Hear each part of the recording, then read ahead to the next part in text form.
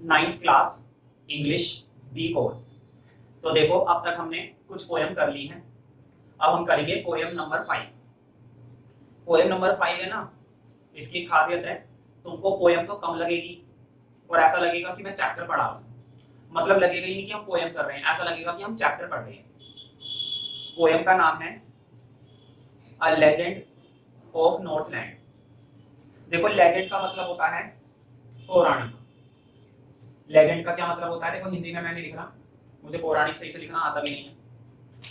पौराणिक, लेजेंड का मतलब होता है पौराणिक। लेजेंड का मतलब होता है कोई प्राचीन कहानी, कोई पुरानी कहानी, जैसे कि रामायण के बारे में सुना है, महाभारत के बारे में सुना है, कोई प्राचीन कहानी जिसके बारे में रियल में हमें ज्यादा नहीं पता लेकिन हमने सुना है।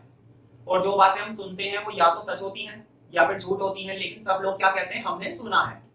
तो यहाँ पर भी एक फेमस कहानी आएगी जिसके बारे में हमें यकीन नहीं होगा, लेकिन क्या करें, हम क्या मानकर चलेंगे, कहानी है। और लेजेंड है, लेजेंड मतलब प्राचीन कहानी है जो कि सच हो भी सकती है और झूठ भी हो सकती है। और ये कहानी कहाँ की है, ये कहानी है नॉर्थलैंड की। ये कहानी किसके बारे में, ये कहानी उस जगह की है जिसको बोला जाता है नॉर्थलैंड। नॉर्थलैंड पता है बेसिकली कैसी जगह है, नॉर्थलैंड बेसिकली ठंडी जगह है जहां पर ठंडे देश होते हैं, नॉर्थ की तरफ के देश। तुम्हें मालूम है ना पूरा अर्थ 4 हिस्सों में है, नॉर्थ साउथ ईस्ट वेस्ट, ये है पोलर रीजन। नॉर्थ के आसपास का जो एरिया होता है उसको हम क्या बोलते हैं, पोलर रीजन।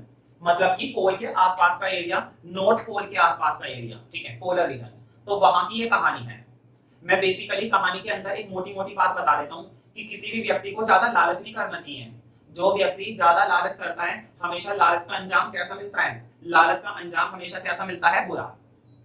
लालच का अंजाम हमेशा हमारे साथ क्या होता है, बुरा होता है। ये इस कहानी का उद्देश्य है, मतलब इस पोएम का उद्देश्य है।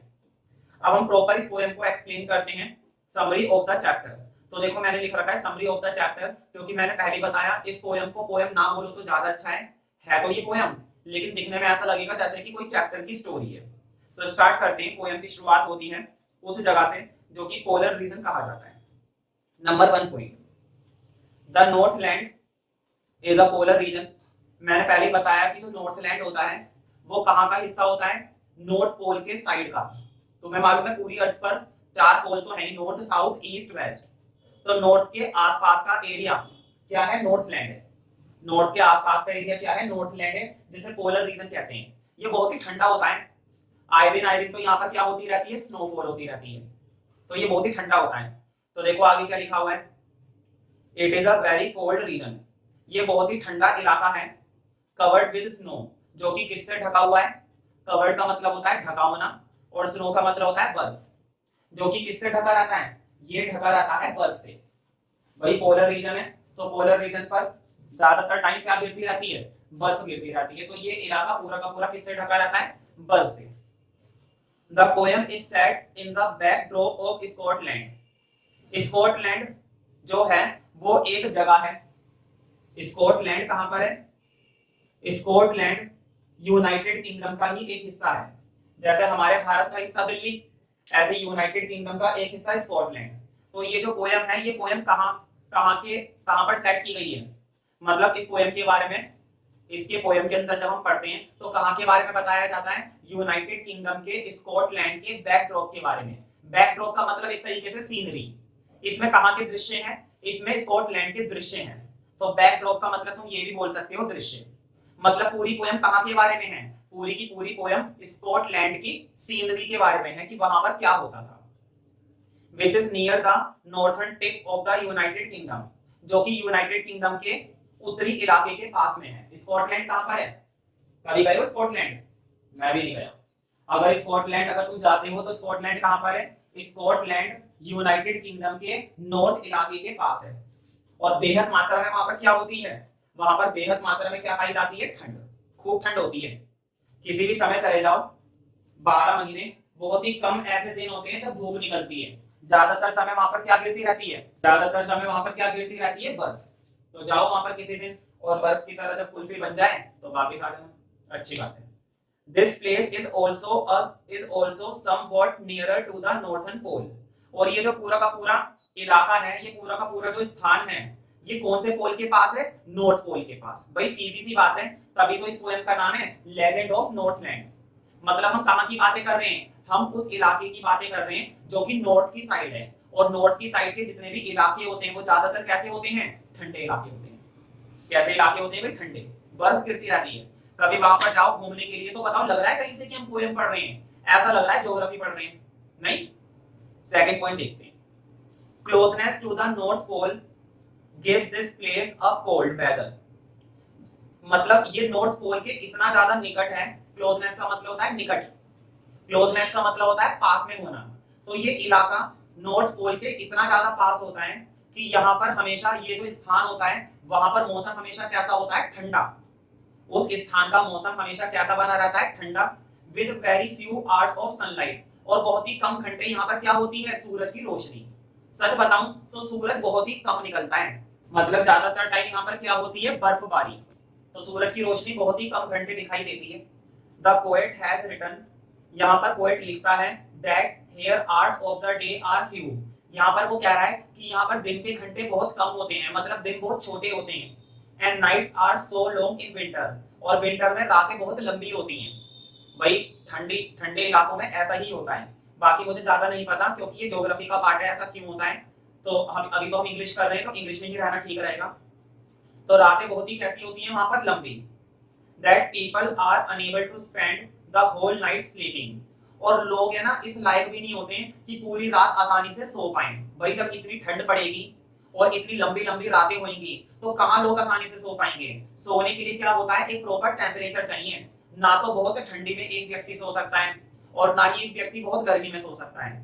तो यहाँ पर लोग है ना ठीक से पूरी रात सो भी नहीं पाते हैं। Unable to spend the whole night sleeping, मतलब पूरी रात सोकर नहीं निकलती है उनकी, आधी रात वो जागते रहते हैं ठंड की वजह से।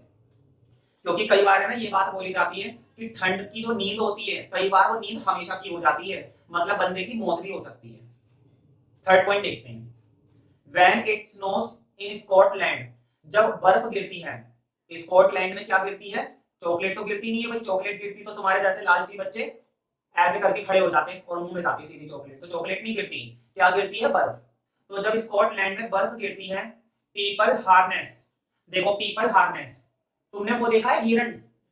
हिरन के गले में ना लेदर का एक पट्टा सा गिरा होता है, जैसे कुत्ते होते हैं ना, कुत्ते डॉग्स, गधे भी देखे होंगे गधे, है ना?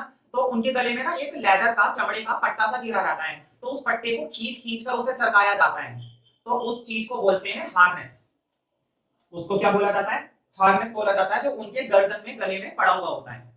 तो ये कह रहा है कि जब स्कॉटलैंड में बर्फ गिरती है तो लोग क्या करते हैं? लोग जो है अपने डियर्स को, देखो क्या लिखा हुआ है? रेंडियर्स, ये वाला शब्द लिखा हुआ है ना, रेंडियर्स। रेंडियर्स का मतलब वही होता है हिरन। तुम कहोगे हमने तो डियर का मतलब सुना था हिरन होता है, ध्यान रहे रेंडियर का मतलब भी हिरन ही होता है। तो वो अपने हिरन्स को खींच खींच कर लेकर जाते हैं, उनके गले में जो पट्टा होता है ना, उनके गले में जो क्या होता है? पट्टा होता है, उस पट्टे से पकड़ पकड़ के उसको वो खींच कर लेकर जाते हैं टू पुल देयर स्लेजेस, अपने स्लेजेस को खींचने के लिए, अपने स्लेजेस को खींचने के लिए। ये स्लेजेस क्या होता है ये बता देता हूँ। स्लेजेस उनका कुछ सामान वगैरह, वो अपने सामान को हिरन के ऊपर लाद देते हैं और फिर हिरन को लेकर जाते हैं, क्योंकि बर्फ इतनी गिर रही है ना, और बर्फ गिरने की वजह से वो ज्यादा काम कर ही नहीं पाते हैं। बिकॉज ऑफ एक्सट्रीम कोल्ड, इतनी ठंड होने की वजह से चिल्ड्रन लुक लाइक बियर्स कब, वो ऐसे लगते हैं जैसे भालू के बच्चे।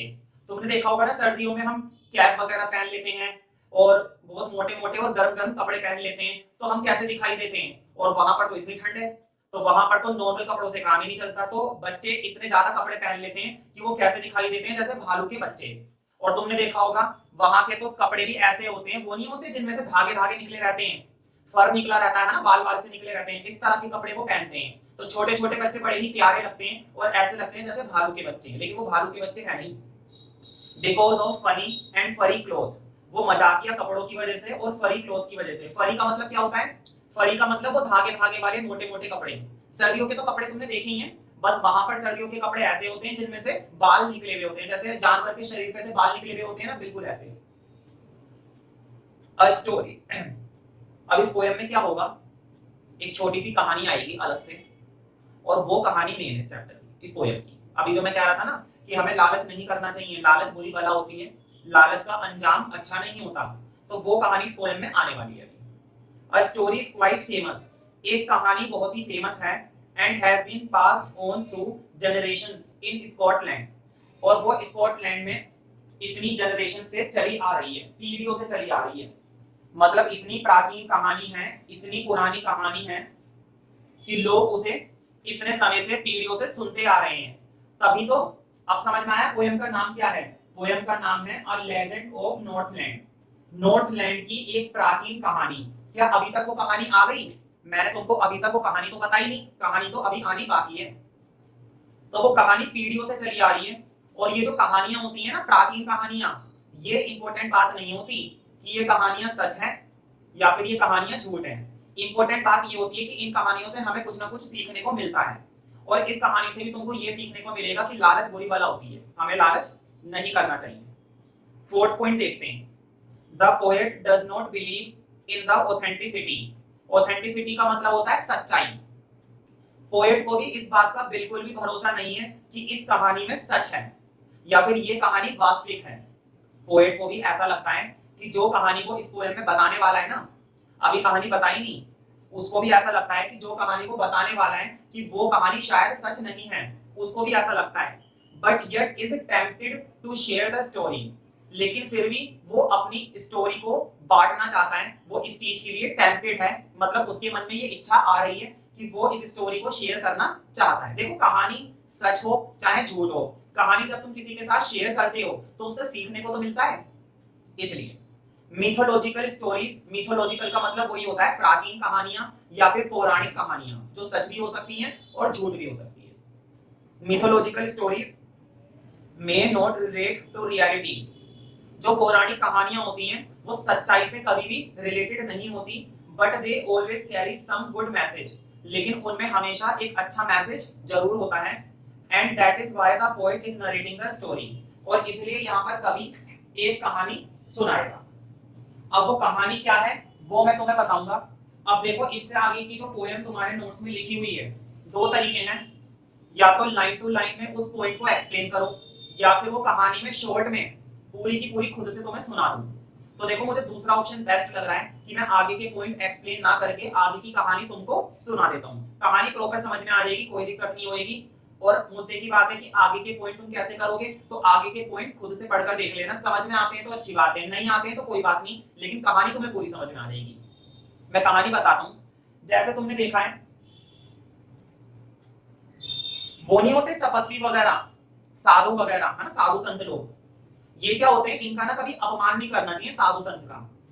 ये जो होते हैं बड़े लोग, साधु संत वगैरह, इनका कभी हमें अनादर नहीं करना चाहिए, क्योंकि इन्होंने तपस्या कर रखी होती है और पता चले ये कुछ ना कुछ हमको क्या दे दे, श्राप दे दे। तो यहाँ पर भी एक तपस्वी है जिसको बोला जाता है सेंट पीटर। Saint Peter. अब मैं कहानी बता देता हूँ जल्दी से, बिना इन पॉइंटों में उलझे हुए हम कहानी को एक्सप्लेन कर लेते हैं without relating these lines, in lines को रिलेट करे बिना, ठीक है। तो एक बार क्या होता है, सेंट पीटर था, सेंट पीटर इस ठंडे इलाके में जाता है, स्कॉटलैंड में घूम रहा होता है, और वहां पर एक छोटी सी कुटिया के बाहर बैठ जाता है, और वहां पर ना कुछ देर बैठकर तपस्या करने लगता है। कुछ देर बैठकर क्या करने लगता है, तपस्या। अब ठंड बहुत थी और इसको सेंट पीटर को भूख लगने लगी।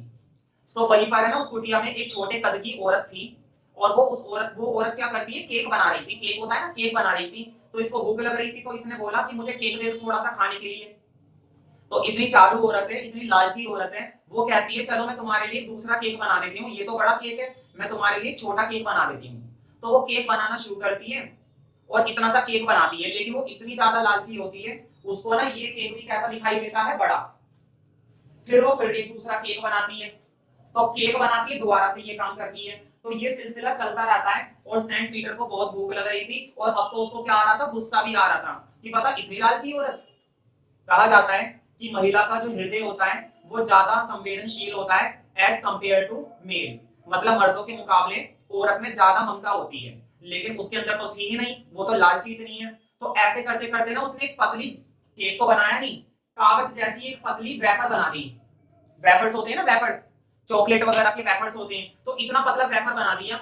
और वो वेफर भी पता है क्या कर दी, कह रही कि थोड़ा सा मैं रख लेती हूँ, थोड़ा सा इसे दे देती हूँ। तब सेंट पीटर को बहुत ही ज्यादा गुस्सा आ गया। अब सेंट पीटर कहता है कि तुम तो मनुष्य होने लायक ही नहीं हो, क्योंकि मनुष्य वो होता है जो दूसरों की मदद करता है, दूसरों की भावनाओं को समझता है, लेकिन तुम तो इतनी लालची हो कि तुम्हें मनुष्य रहने का कोई अधिकार नहीं है। अब वो सेंट पीटर था, तो वो श्राप दे देता है कि तुम अभी इसी क्षण क्या बन जाओगी, वुड पैकर बन जाओगी। वुड पैकर, वुड पैकर है ना, उस पक्षी को कहते हैं, वुड पैकर किसे कहते हैं, वुड पैकर उस पक्षी को कहा जाता है जो लकड़ी के अंदर से कुरेदता रहता है अपनी चोंच है ना। ये एक ऐसा पक्षी होता है वुड पैकर जो सूखी लकड़ी के अंदर चोंच मारता रहता है, लकड़ी खाता रहता है, लकड़ी के अंदर जो कीड़े वगैरह होते हैं वो कीड़े वगैरह खाता रहता है, तो हर समय लकड़ी में चोंच मारता रहता है इस तरह से ही, उसे कहते हैं वुड पैकर।